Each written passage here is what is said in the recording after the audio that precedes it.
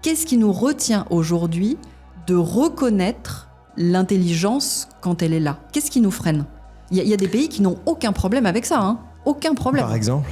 Par exemple les États-Unis, par exemple la Chine, par exemple Israël qui peut faire des tests de façon beaucoup plus systématique.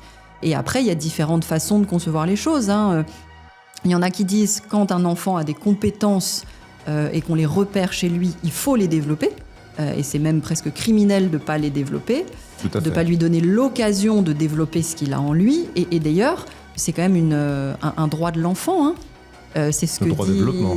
le droit à réaliser toutes ses potentialités, hein.